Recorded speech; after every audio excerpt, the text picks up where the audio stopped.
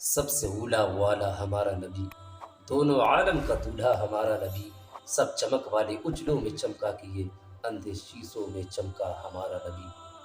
مجھے ایک واقعہ یاد آ رہا ہے یتیم بچے کا، جس کے باپ کا انتقال ہو چکا ہے اور ماں کے جسم پہ جو کپڑے ہیں وہ پھٹ چکے ہیں۔ جب یہ بچہ ابھی شعور کے منزل پہ قدم ہی رکھ رہا ہے، جب ماں کے کپڑے پھٹے ہوئے دیکھتا ہے تو اس سے رہا نہیں گیا، مدد مانگنے کے لیے اپنے چاچاؤں کے پاس گیا کہ میرے چاچا کچھ مدد کر دیں گے۔ جب اپنے چاچاؤں کے پاس گیا ہے تو چاچاؤں نے بھگا دیا۔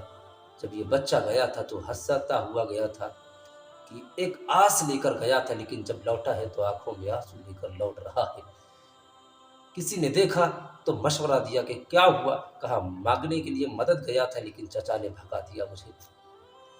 تو مشورہ دینے والے نے کہا کہ چلے جاؤ صحن کعبہ میں، صحن حرم میں چلے جاؤ، محمد ہے وہ تمہاری ضرور مدد کریں گے، لیکن ان کا دین کچھ اور ہے، اس کا خیال رکھنا۔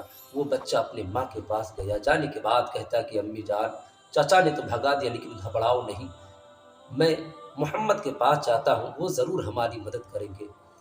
لیکن اس کی ماں نے آگاہ کر دیا بیٹا اس کا دین کچھ اور ہے۔ بیٹی نے کہا کہ ہم بتوں کے وفادار ہمیشہ رہیں گے، آپ پریشان نہ ہو، میں اس کا خیال رکھوں گا۔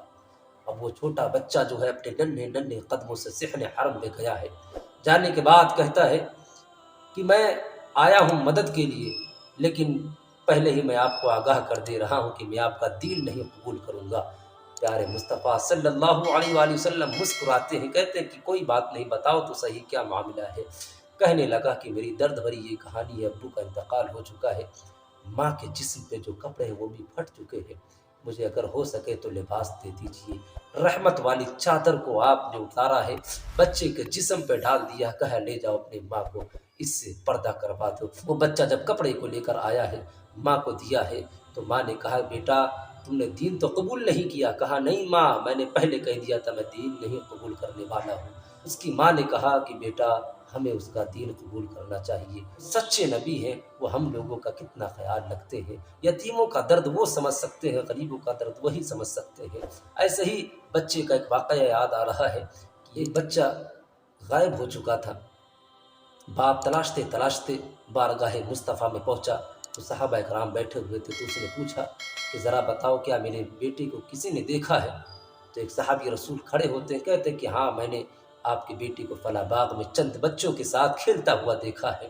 تو وہ دوڑا دوڑا جانے لگا، سے پیارے مصطفیٰ صلی اللہ علیہ وآلہ وسلم نے کہا رکو، کہا کہاں جا رہے ہو؟ کہا اپنے بیٹے سے ملاقات کرنے کے لیے۔ پیارے مصطفیٰ صلی اللہ علیہ وآلہ وسلم نے فرمایا کہ جب جانا تو اپنے بیٹے کو نام سے پکارنا، بیٹا کہہ کے مت پکارنا۔